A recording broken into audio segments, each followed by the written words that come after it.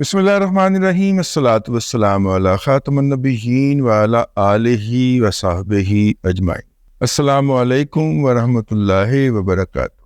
آج بہت اہم ڈیولپمنٹ ہوئی ہے، اور اس اہم ڈیولپمنٹ کے اندر پاکستان مسلم لیگ پیپلز پارٹی نے مولانا فضل الرحمان صاحب کی اس تجویز کے ساتھ اتفاق کر لیا ہے کہ سپریم کورٹ میں نیا آئینی عدالت بنانے کی بجائے اسی سپریم کورٹ کے اندر ایک بینچ تشکیل دے لیا جائے، جس کو آپ آئینی بینچ کہیں، اور اس آئینی بینچ کے اندر جو افراد ہیں وہ بھی آپ کر لیں۔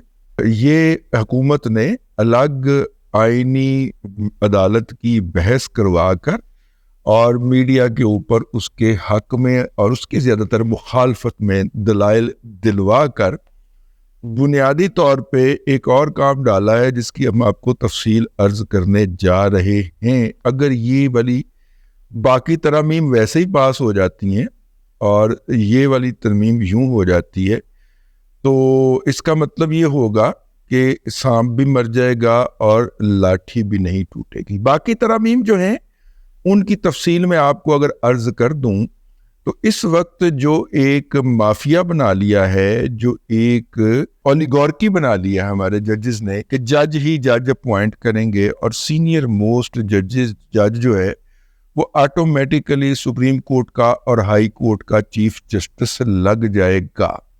یہ بات صرف سپریم کورٹ کی حد تک تھی کہ سینئر موسٹ لگے گا، ہائی کورٹ کے اندر نہیں تھی، ٹھیک ہے۔ اور جو کہتا ہے کہ ہائی کورٹ میں بھی سینئر موسٹ چیف جسٹس ہونا چاہیے جج، اس کو پہلی فرصت میں اپنی آنکھوں کا اور دماغ کا دونوں کا علاج کروانا چاہیے، کیونکہ 1999 کا جو حکم نامہ ہے حبیب الوہاب الخیری کیس کے اندر، جس میں سینیارٹی کا پرنسپل متعارف کروایا گیا تھا، اس کے اندر جو تھا وہ صرف سپریم کورٹ کے لیے تھا۔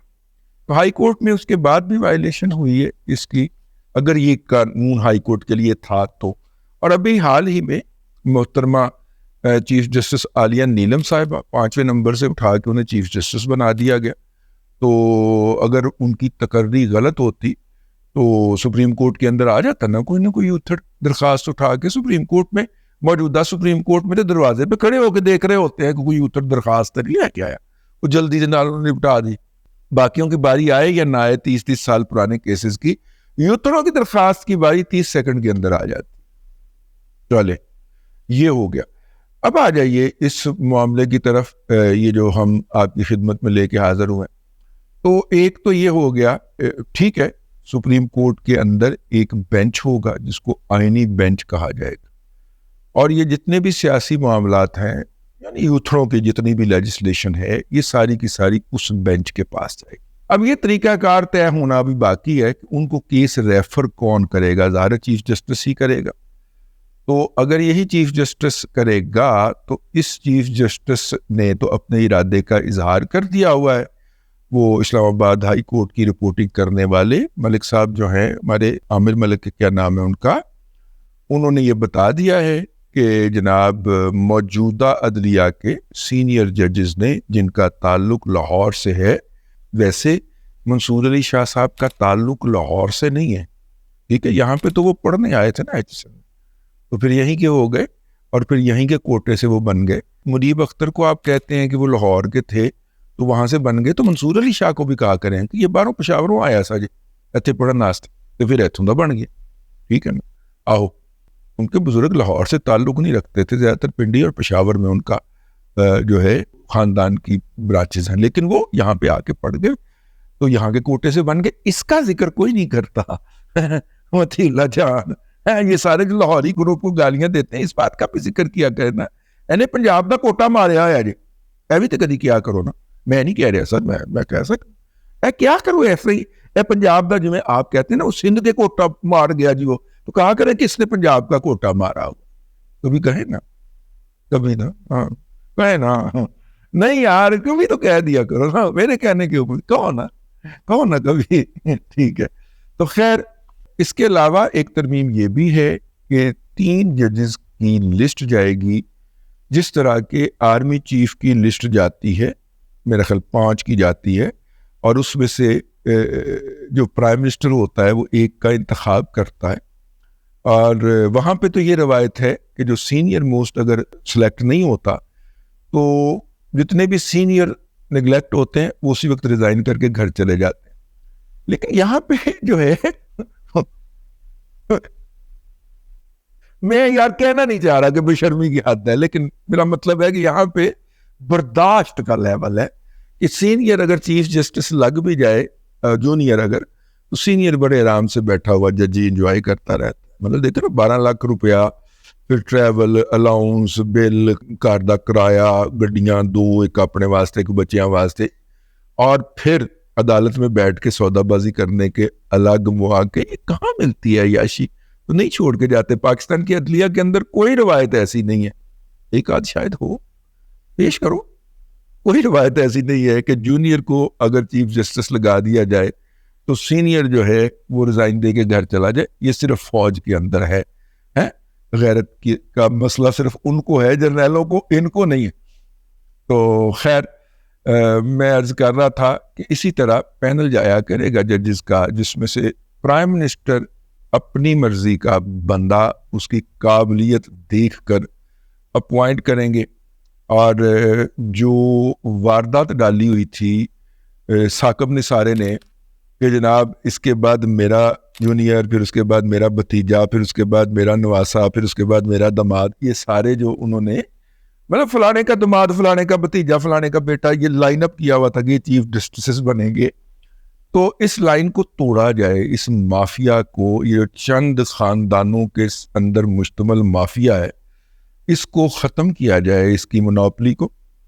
ٹھیک ہے، تو ایک تو وہ ہو جائے گا کام. اور دوسرا کام جو ہے ججز کی تقرری جو ہے وہ ایک کمیٹی کرے گی، پارلیمانی کمیٹی، اور جوڈیشل کمیشن جو ہے اس کو آپس میں ضم کر دیا جائے، جس میں عددی اختیار عددی اعتبار سے پارلیمنٹیرینز کی، یعنی کہ ان کی اکثریت زیادہ ہو. ٹھیک ہے، ایک یہ بھی اس کے اندر اچیومنٹ ہے. اگر یہ دونوں اچیومنٹ ہو جاتی ہیں، جیسے کہ میں نے عرض کیا ہے کہ چیف جسٹس اپنی مرضی کا لگا سکے گا پرائم منسٹر، اور پارلیمنٹیرین ہر تقرری کے اوپر کوشچن کر سکیں گے، اور اگر ضروری خیال کریں گے تو امیدوار کو بلا کے انٹرویو بھی کر سکیں گے. اور ججز کا ووٹ، نمبر آف ووٹ جو ہوں گے وہ کم ہوں گے ان کی نسبت. اب سنا ہے کہ اس کے اندر پہلے تو یہ ہوتا ہے نا، وہ جو جوڈیشل کمیشن ہے یا جوڈیشل کمیٹی یا جوڈیشل کمیشن، دو الگ الگ فورم ہیں. ان کے اندر ہائی کورٹ کے چیف جسٹس صاحبان ہوتے ہیں، سپریم کورٹ کے چیف جسٹس اور سینئر موسٹ جج ہوتے ہیں. اب ظاہر ہے کہ اس کا مطلب ہے کہ اگر اس کو ضم کرنا ہے ادھر پارلیمان کے اندر پھر 6 کی بجائے 8 لوگ ہوں گے پارلیمان کے ان میں سے. اور پھر ان کو رپورٹس بھی آئیں گی اداروں کی، فلانے بندے کے بارے میں، دمکانے بندے کے بارے میں، وہ بھی انہوں نے سیکیورٹی کلیئرنس وغیرہ منگوانی ہوگی. تو یوں اگر یہ والے دونوں اختیار ہو جاتے ہیں تو ٹھیک ہے، سپریم کورٹ کے اندر جس طرح ایک شریعت بینچ ہے اس طرح ایک جوڈیشل بینچ بھی ہو جائے یا کانسٹیٹیوشنل بینچ بھی ہو جائے. تو اس حد تک جو ہے وہ مولانا فضل الرحمان صاحب جیت گئے. تاریخ کے اندر مولانا فضل الرحمان صاحب کا کردار آئینی حوالے سے کچھ اچھا نہیں ہے، اگرچہ وہ ہر بات کے اوپر 73 کے آئین کے تناظر میں کا ذکر کرتے ہیں، لیکن 73 کے آئین کے تناظر کی جب بحالی کی بات ہوئی تھی 8ویں ترمیم کے ذریعے، تو مولانا کی پارٹی نے اس کے اندر 58(2)B کے علاوہ اور بھی بہت ساری غلاظت دھکیلی تھی. اس میں سے 58(2)B والی ضلالت جو تھی وہ 1997 میں ختم ہوئی، 12 سال لگے، اور باقی کی غلاظت اپریل 2010 میں جا کے ختم کی. لیکن اس دوران ایک اور ماشاء اللہ لگ چکا تھا جس کو ہم مشرف کا ماشاء اللہ کہتے ہیں. اور مشرف صاحب جو تھے انہوں نے مزید گند جو تھا وہ آئین کے اندر ڈال دیا تھا، اور اس کے بھی معاون مولانا فضل الرحمان صاحب ہی بنے تھے.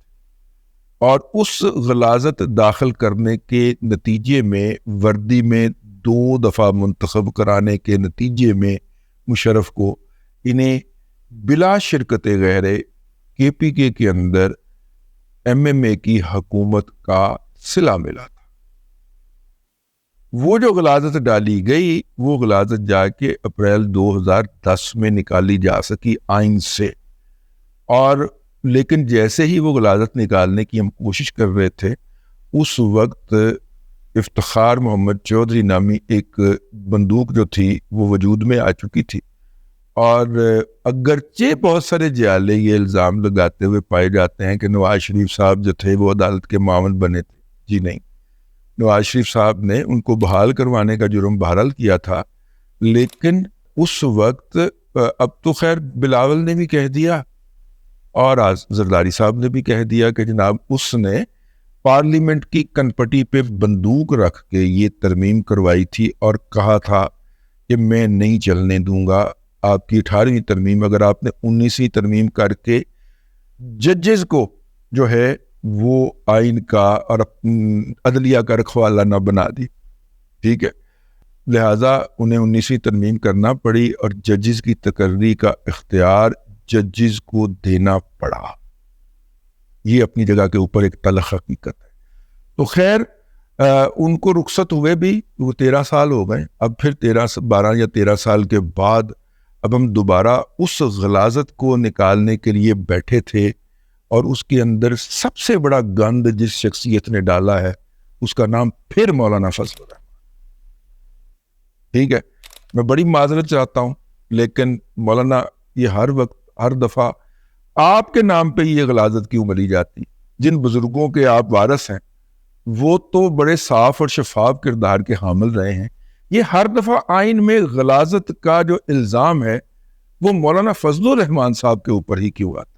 چلیے جتنا کچھ ہم اس ترمیم کے ذریعے آئین کو سیدھا کر پائے یا عدلیہ کو سیدھا کر پائے، وہ قوم اس پہ گزارا کرے، 2-4 اور وزیر اعظم قربان ہوں گے، 2-4 اور اسمبلیاں جو ہیں وہ ذلیل ہوں گی، ایک آدھ اور ماشاء اللہ ہم بھگتیں گے، تو ہو سکتا ہے کہ پھر اس کے بعد اس کے اوپر بھی آ جائے، ہو سکتا ہے اس وقت مولانا موجود نہ آئی ہوں، کیا خیال؟